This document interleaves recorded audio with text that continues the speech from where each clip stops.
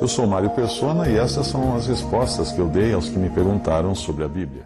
Você escreveu dizendo que não entendeu o que eu disse de que Demas, companheiro de Paulo nas suas viagens, no final teria voltado para o mundo e mesmo assim permanecido salvo.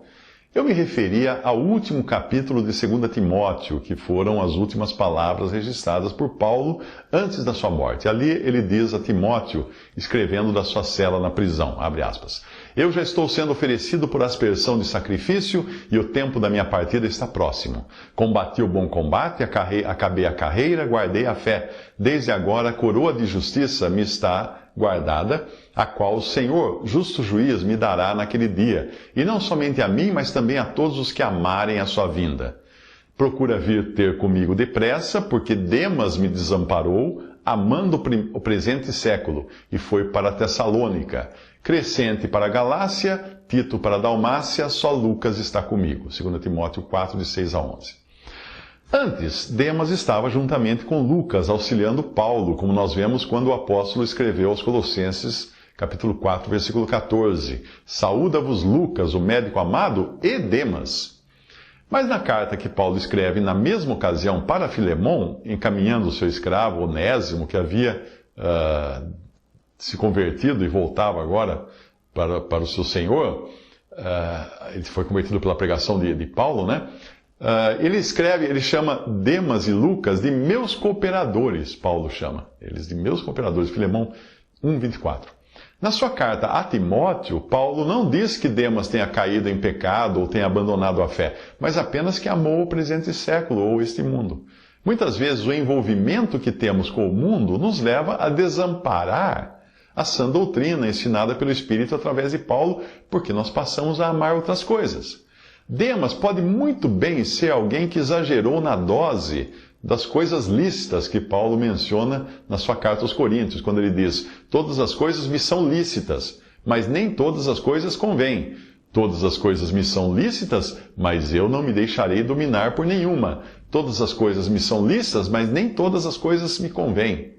Todas as coisas me são lícitas, mas nem todas as coisas edificam. 1 Coríntios 6:12, 1 Coríntios 10:23. Não são coisas pecaminosas ou contrárias à fé cristã, são coisas lícitas. Mas elas podem nos dominar ao ponto de nos ocuparmos 100% com elas. Perdendo assim, não a salvação, mas a comunhão com o Senhor e deixando de ser edificados, pois elas não edificam. Esse é o tipo de pessoa salva, mas com a vida perdida. No caso de Demas, ao menos a segunda parte da sua vida, foi perdida, já que Deus dá testemunho de ter ele sido de ajuda no princípio da sua carreira de fé. Mas por você demonstrar surpresa de alguém que tenha deixado seu primeiro amor para se ocupar com o mundo, ter continuado salvo, talvez você não tenha escutado o Evangelho da graça de Deus, e sim o Evangelho de obras, do tipo, ande direito e será salvo. Isso não é Evangelho. Sem querer tratar com leviandade o pecado, um verdadeiro salvo por Cristo jamais perderá sua salvação. Quando nós entendemos que a salvação é eterna e não provisória, e que ela não vem de nós ou de nosso andar, mas nos é dada por graça, e porque Deus nos escolheu lá na eternidade, antes da fundação do mundo, aí nós descansamos na certeza da vida eterna. Se você ler 1 Coríntios 5, descobrirá que mesmo que Demas tivesse caído num pecado grave, como o do homem desse capítulo, que dormia com a madrasta, ele não teria perdido a salvação eterna, mas poderia perder a vida aqui neste mundo. Repare na passagem a seguir que Paulo entrega aquele homem a Satanás para a destruição da carne, isto é, morte física, porém para que o espírito fosse salvo. Veja só.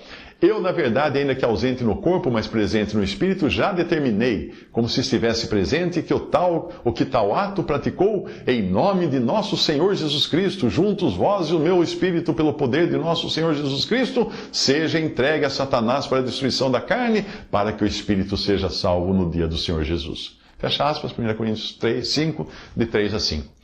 Você reparou na conclusão da passagem, depois da condenação à morte física daquele que pecou? Lá está escrito assim, para que o espírito seja salvo no dia do Senhor Jesus.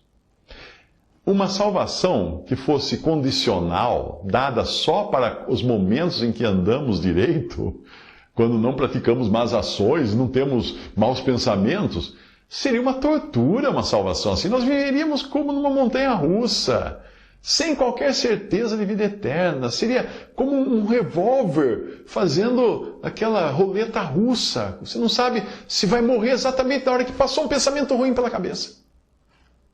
Que paz tem uma pessoa dessa? É melhor ficar ser incrédulo do que dizer que é cristão vivendo nessa angústia de a qualquer momento pode disparar a bala da perdição eterna porque você deu um passo em falso.